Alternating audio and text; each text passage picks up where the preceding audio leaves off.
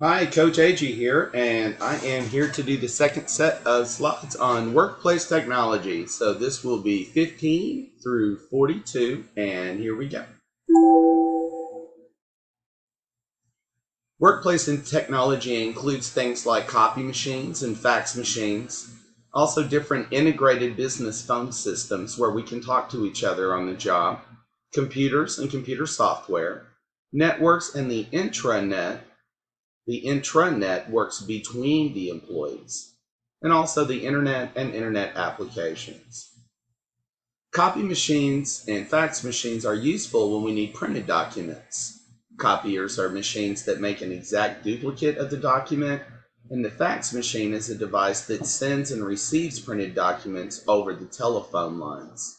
This can also include features like the ability to scan those documents on a scanner and also to email those documents. And as it says at the bottom, the copier was first introduced in 1959 by the Xerox Corporation.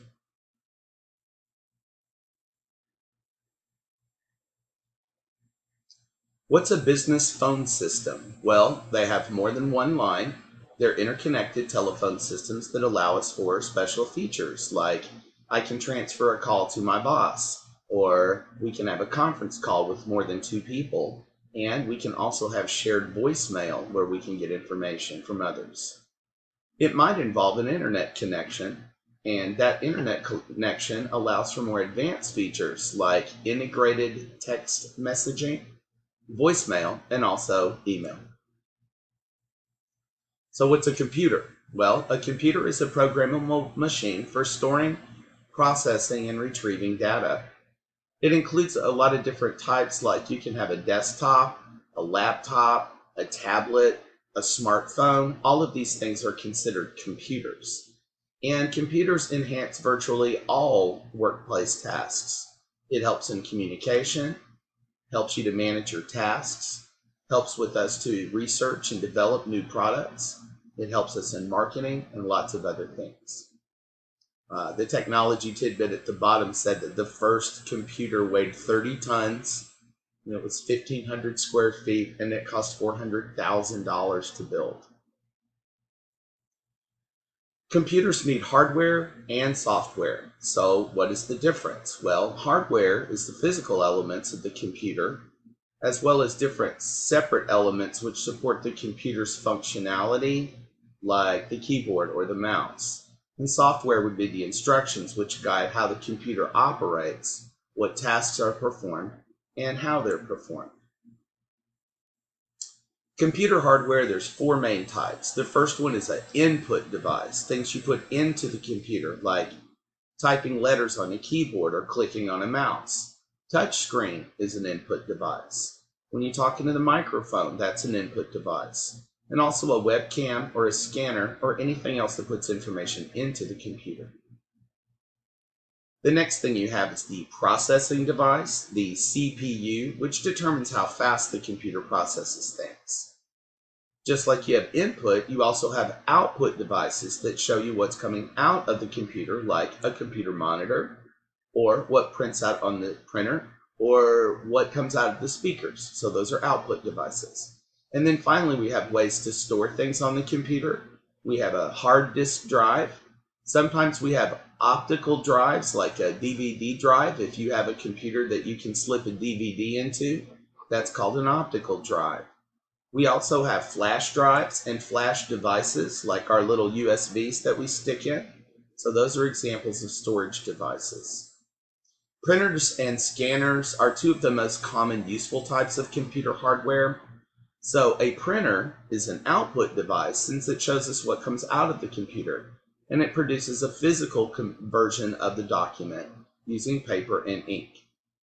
A scanner is an input device that transfers information and image from the physical documents to the computer files. Computer software also includes system software.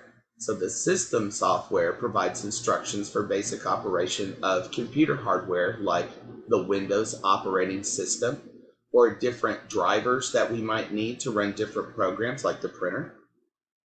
Firmware, which means we have to pay for it. If it's freeware, that's different. Firmware means you got to pay for it. And a programming language translator and different utilities. System software is typically already installed in the computer before you purchase it because it would need it to function. So they don't want the individual person to have to do that. It is automatically installed, so all our computers function the same.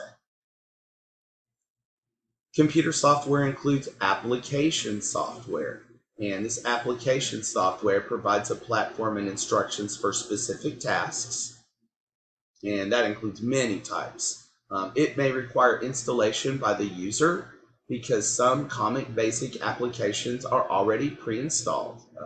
So for a lot of applications, they already come on the computer, like in my case, Microsoft Word, Microsoft PowerPoint, Microsoft Excel.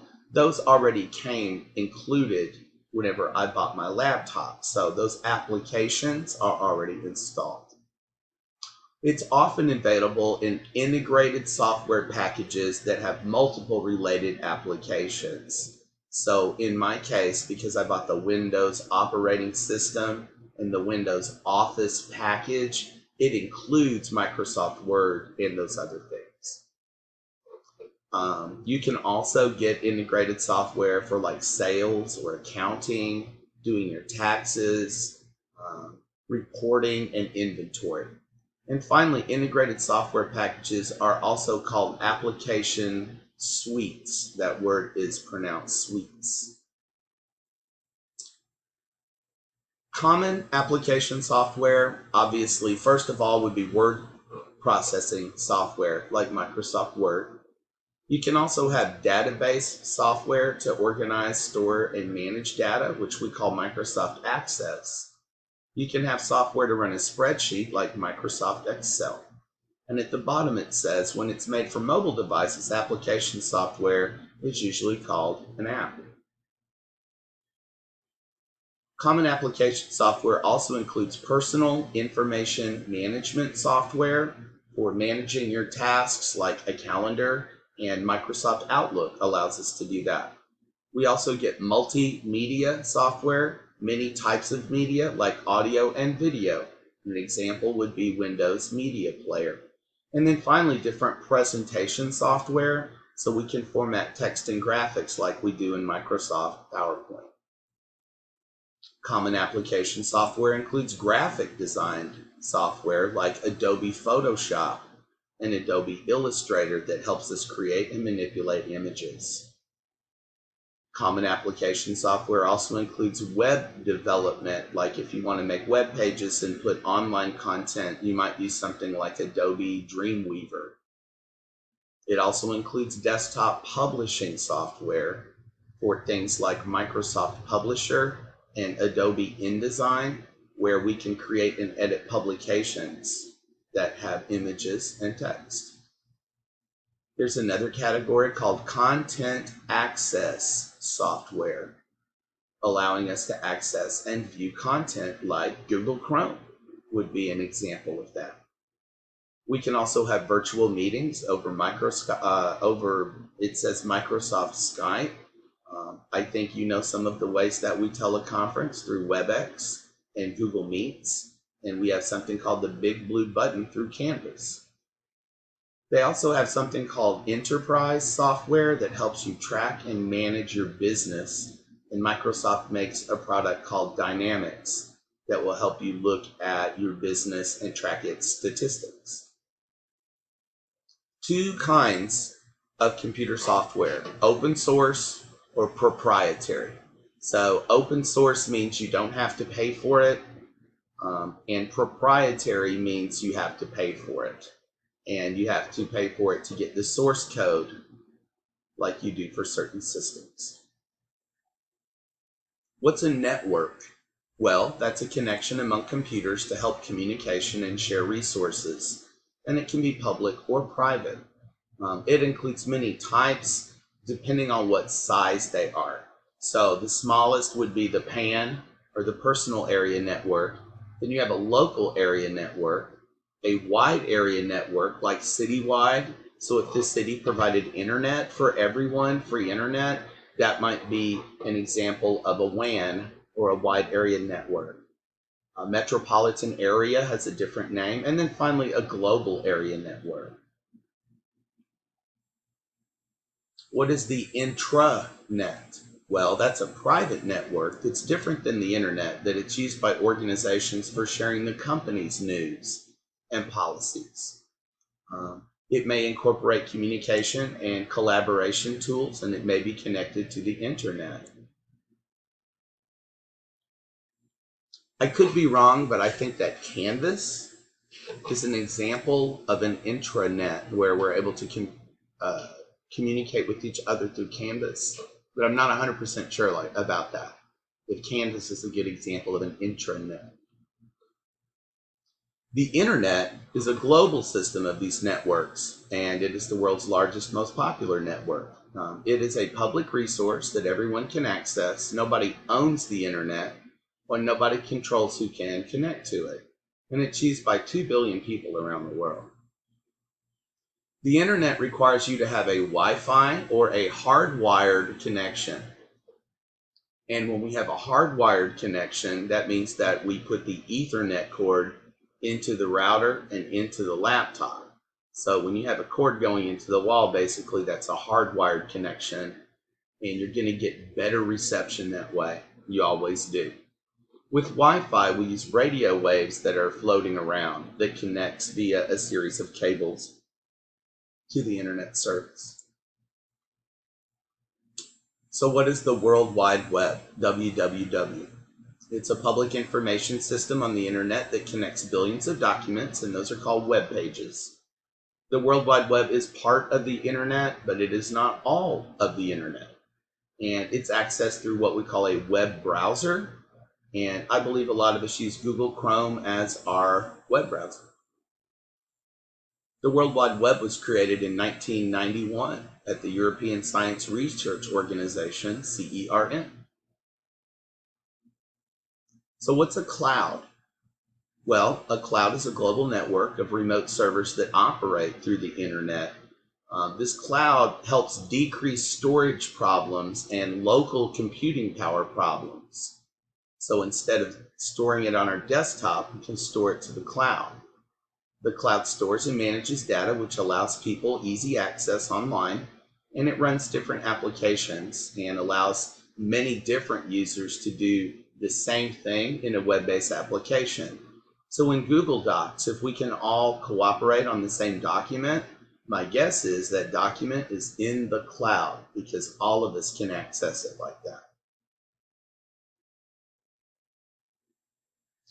The cloud is owned and operated by many different companies, like Amazon and Google have clouds, and they lease those to individuals and organizations. So the person that provides the service is called a cloud provider. So Google is a cloud provider.